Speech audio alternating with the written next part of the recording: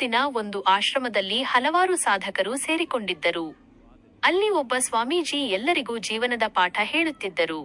ಆ ಸಮಯದಲ್ಲಿ ಒಬ್ಬ ಸಾಧಕ ಎದ್ದು ಕೇಳಿದ, ಸ್ವಾಮೀಜಿ, ಒಳ್ಳೆಯವರಿಗೆ ಯಾಕೆ ಯಾವಾಗಲೂ ಕೆಟ್ಟದ್ದೇ ಆಗುತ್ತದೆ? ಸ್ವಾಮೀಜಿ ನಗುತ್ತಾ ಅವನತ್ತ ನೋಡಿದರು ಮತ್ತು ಹೇಳಿದರು, ನಿನ್ನ ಪ್ರಶ್ನೆಯೇ ತಪ್ಪಾಗಿದೆ. ಹೀಗಿರುವಾಗ ಸರಿಯಾದ ಉತ್ತರ ಹೇಗೆ ಸಿಗುತ್ತದೆ? ಅದು ಕೇಳಿದ ಸಾಧಕ ಅಚ್ಚರಿಪಟ್ಟ. ಹಾಗಿದ್ರೆ ನಾನು ಹೇಗೆ ಪ್ರಶ್ನೆ ಕೇಳಬೇಕು ಎಂದು ಕೇಳಿದ. ಸ್ವಾಮೀಜಿ ಶಾಂತವಾಗಿ ಉತ್ತರಿಸಿದರು, ಒಳ್ಳೆಯವರಿಗೆ ಯಾಕೆ ಕೆಟ್ಟದ್ದು ಆಗುತ್ತದೆ ಎಂದು ಕೇಳಬೇಡ, ಒಳ್ಳೆಯವರಿಗೆ ಕೆಟ್ಟದ್ದು ಆಗಿದಾಗ ಅವರು ಹೇಗೆ ಬದಲಾಗುತ್ತಾರೆ ಎಂದು ಕೇಳು. ಸಾಧಕ ಸ್ವಲ್ಪ ಯೋಚನೆ ಮಾಡಿದ. ಆ ಪ್ರಶ್ನೆಗೆ ಉತ್ತರ ಏನು ಎಂದು ಮತ್ತೆ ಕೇಳಿದ. ಸ್ವಾಮೀಜಿ ಹೇಳಿದರು, ಅವರು ಇನ್ನಷ್ಟು ಗಟ್ಟಿಯಾಗುತ್ತಾರೆ, ಇನ್ನಷ್ಟು ಒಳ್ಳೆಯವರೂ ಆಗುತ್ತಾರೆ. ಆ ಮಾತು ಅಲ್ಲಿ ಇದ್ದ ಎಲ್ಲರ ಮನಸ್ಸಿನಲ್ಲಿ ಆಳವಾಗಿ ಕೂತಿತು. ಸ್ವಾಮೀಜಿ ಮುಂದುವರಿದು ಹೇಳಿದರು, ಜೀವನದಲ್ಲಿ ಎಲ್ಲ ಪ್ರಶ್ನೆಗಳಿಗೆ ಉತ್ತರ ಸಿಗುತ್ತದೆ ಅಂತಲ್ಲ, ಆದರೆ ನಾವು ಸರಿಯಾದ ಪ್ರಶ್ನೆ ಕೇಳಿದರೆ ಮಾತ್ರ ಸರಿಯಾದ ಉತ್ತರ ಸಿಗುತ್ತದೆ. ಮತ್ತೊಬ್ಬ ಸಾಧಕ ಕೇಳಿದ, ಸ್ವಾಮೀಜಿ, ನಾವು ಸರಿಯಾದ ಪ್ರಶ್ನೆ ಹೇಗೆ ಕೇಳಬೇಕು?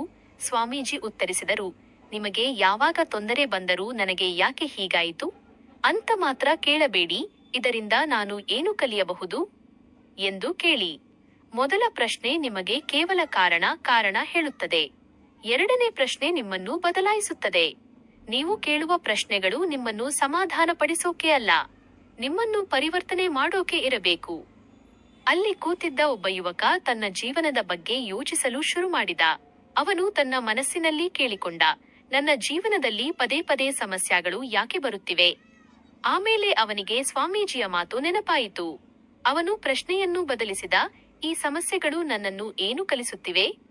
ಆ ಕ್ಷಣದಲ್ಲಿ ಅವನ ಮನಸ್ಸಿಗೆ ಒಂದು ಸ್ಪಷ್ಟ ಉತ್ತರ ಬಂತು, ನಾನು ಇನ್ನೂ ಗಟ್ಟಿಯಾಗಬೇಕು, ಇನ್ನಷ್ಟು ತಿಳುವಳಿಕೆ ಪಡೆಯಬೇಕು.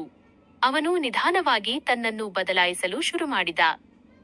ಸ್ವಾಮೀಜಿ ಇನ್ನೊಂದು ಉದಾಹರಣೆ ಹೇಳಿದರು, ಯಾರಾದರೂ ನಿಮ್ಮನ್ನು ಅರ್ಥ ಮಾಡಿಕೊಳ್ಳಲಿಲ್ಲ ಅಂದ್ರೆ ಅವರು ಯಾಕೆ ನನ್ನನ್ನು ಅರ್ಥ ಮಾಡಿಕೊಳ್ಳಲಿಲ್ಲ ಎಂದು ಕೇಳಬೇಡಿ. ನನ್ನ ನಡೆ ಹೇಗಿದ್ದರೆ ಅವರು ನನ್ನನ್ನು ಅರ್ಥ ಮಾಡಿಕೊಳ್ಳುತ್ತಿದ್ದರು ಎಂದು ಕೇಳಿ. ಈ ಮಾತು ಎಲ್ಲರಿಗೂ ಹೊಸ ದೃಷ್ಟಿಕೋನ ನೀಡಿತು. ಸ್ವಾಮೀಜಿ ಮುಂದುವರಿದು ಹೇಳಿದರು, ನಾವು ನಮ್ಮನ್ನು ಪ್ರೀತಿಸುವವರ ಹತ್ತಿರ ಹೋಗಿ ನಮ್ಮ ತಪ್ಪು ಕೇಳುತ್ತೇವೆ, ಆದ್ರೆ ಅವರು ನಮ್ಮನ್ನು ಸಮಾಧಾನಪಡಿಸುತ್ತಾರೆ. ನಿಜವಾದ ಬೆಳವಣಿಗೆ ಬೇಕಾದರೆ ನಾವು ಸತ್ಯ ಹೇಳುವವರ ಹತ್ತಿರ ಹೋಗಿ ಪ್ರಶ್ನೆ ಕೇಳಬೇಕು. ಅವರು ಒಬ್ಬ ವಿಜ್ಞಾನಿಯ ಕಥೆ ಹೇಳಿದರು. ಒಬ್ಬ ವಿಜ್ಞಾನಿಯ ತಾಯಿ ಪ್ರತಿದಿನ ಕೇಳುತ್ತಿದ್ದಳು, ನೀನು ಇಂದು ಶಾಲೆಯಲ್ಲಿ ಏನು ಕಲಿತೆ ಅಂತ ಅಲ್ಲ, ನೀನು ಇಂದು ಯಾವ ಒಳ್ಳೆಯ ಪ್ರಶ್ನೆ ಕೇಳಿದೆ ಎಂದು ಕೇಳುತ್ತಿದ್ದಳು. ಆ ಒಂದು ಅಭ್ಯಾಸ ಅವನನ್ನು ಮಹಾನ್ ವಿಜ್ಞಾನಿಯನ್ನಾಗಿ ಮಾಡಿತು.